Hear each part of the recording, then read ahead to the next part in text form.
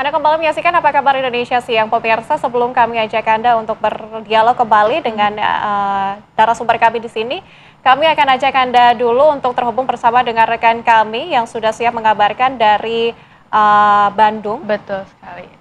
Ada Alvin nanti ya, tapi sebelum itu kita mungkin akan hadirkan dulu cuplikan yang satu ini, pemirsa, di mana gedung lantai 7 yang jadi ruangan eksekusi pelaku pemerkosaan Priguna Anugrah Pratama kepada korban yang dilakukannya ini, pemirsa, di Rumah Sakit Hasan Sadikin Bandung adalah untuk pemeriksaan dan juga perawatan ibu dan anak, di mana di gedung tersebut, pemirsa, di Rumah Sakit Hasan Sadikin Kota Bandung. Lantai 7 gedung itu, pemirsa, baru selesai dibangun dan belum digunakan untuk operasional rumah sakit.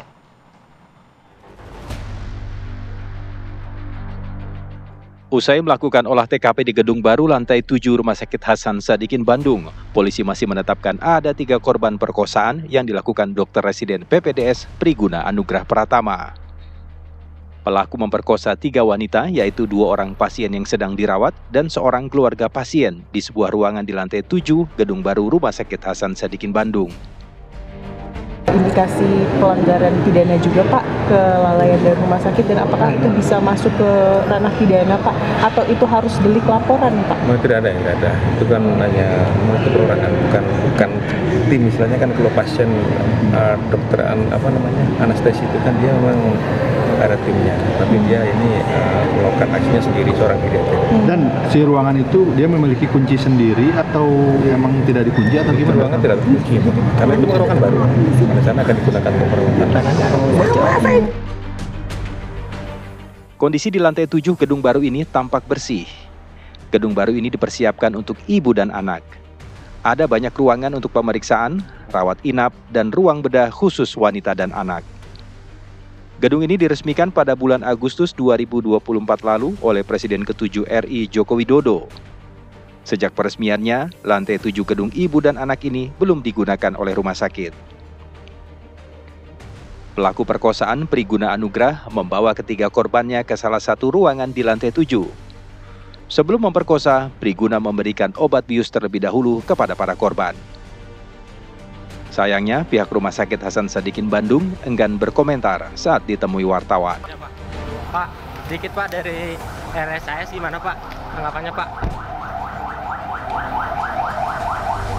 Dari Bandung, Jawa Barat, Cepi Kurnia, TV One mengabarkan.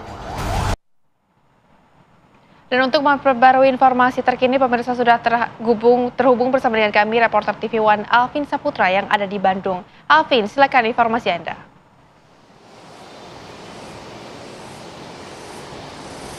Ya baik, Rehana, Nadila, dan juga pemirsa, memang belakangan ini viral di media sosial dalam kasus dokter berinisial PAP yang melakukan pemerkosaan kepada keluarga pasien dan juga pasien yang berada di Rumah Sakit Hasan Sadikin Bandung ini. Memang untuk per hari ini, Rumah Sakit Hasan Sadikin Bandung tadi didatangi oleh Wakil Menteri Pemberdayaan Perempuan dan juga Anak, yaitu Veronika Tan. Dan untuk Veronika Tan sendiri tadi ditemani oleh timnya dari Kementerian PPPA ya, dan datang di Rumah Sakit Hasan Sadikin Bandung ini sekitar pukul 12 siang tadi. Dan untuk kedatangan Veronika Tan sendiri tidak hanya sendiri, ditemani oleh penasehat khusus utusan Presiden Republik Indonesia dan juga dari Dinas Kesehatan Jawa Barat. Tadi sempat pertemuan sendiri dilakukan secara tertutup, dari kami awak media tidak diperbolehkan masuk. Namun tadi maksud kedatangan dari Veronika Tan sendiri untuk bertemu dengan pihak Rumah Sakit Hasan Sadikin Bandung untuk berkonsultasi dan mengetahui lebih dalam penyebab terjadinya pemerkosaan yang dilakukan seorang dokter berinisial PAP. Namun tadi setelah keluar dari pertemuan tersebut, Veronika Tan juga mengatakan bahwa pihaknya dan pihak dari Veronika Tan nantinya akan membantu ataupun mendukung penuh untuk membantu pemulihan dari korban pemerkosaan yang dilakukan oleh dokter berinisial PAP.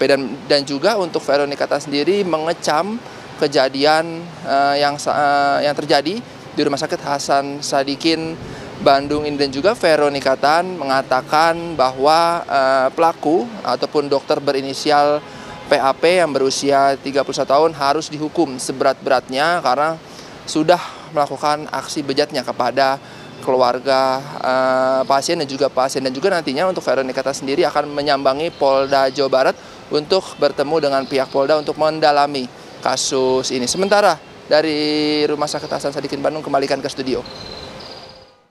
Baik Alvin, terima kasih untuk laporannya, selamat bertugas kembali. Dan pemirsa, kami kembali ajak Anda untuk berdialog bersama dengan Mbak Febri. Mbak Febri, tadi kan untuk perkembangannya kasus ini artinya semakin terkuak ke publik. Kalau kita lihat dari sisi psikologis korban, ini gimana Mbak? Jadi kalau saya cermati, korban kasus ini itu sangat cerdas gitu ya. Karena banyak dari mereka yang saat jadi korban pelecehan seksual, mereka cuma bingung dan bertanya-tanya tanpa mengambil tindakan. Tapi korban ini begitu merasakan sakit di sekitar alas vitalnya langsung visum gitu. Karena harus kita cermati, amit-amit ya, jangan sampai kalau ada orang yang mengalami pelecehan seksual itu kalau bisa tidak boleh mandi dulu. Jadi harus segera langsung visum ke dokter, ke IGD atau ke dokter kandungan gitu ya untuk dilihat, diambil jejak spermanya dan lain-lain gitu dilihat. Karena kalau sudah mandi beres-beres segala macam itu akan jadi menghilangkan barang yang sudah hilang ya gitu. Dan ini sangat cerdas sekali gitu ya.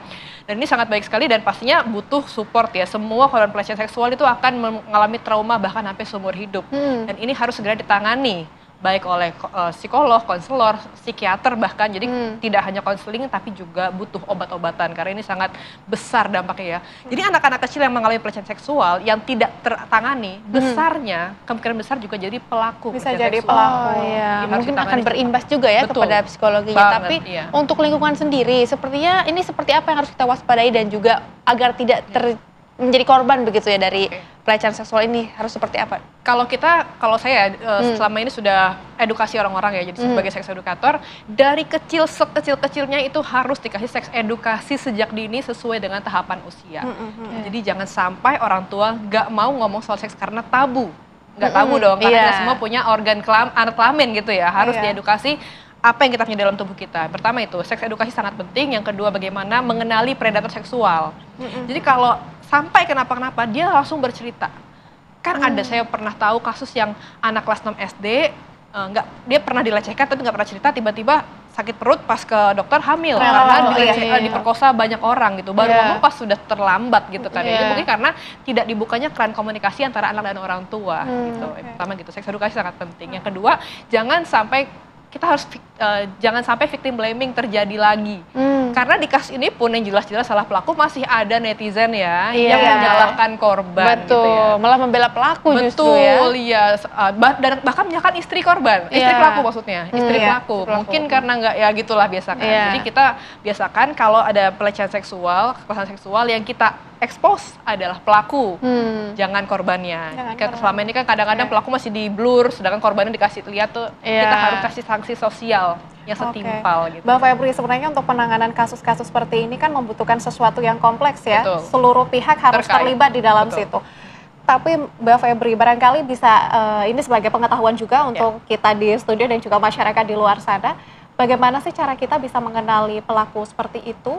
Kemudian keluarga terdekat dari pelaku yang barangkali memang sudah bisa mengetahui bahwa ada ciri-ciri nih, ada ketimpangan seksual yang mungkin dilakukan oleh pelaku-pelaku seperti itu tapi disembunyikan. Ini gimana sih cara kita untuk mengetahui pengetahuan seperti itu gitu dan berani untuk berbicara gitu.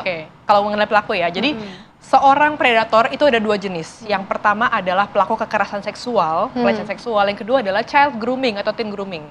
Kalau bedanya apa? Kalau pelaku kekerasan seksual itu melakukan secara sengaja di depan mata terang-terangan dan bikin korban merasa tidak nyaman.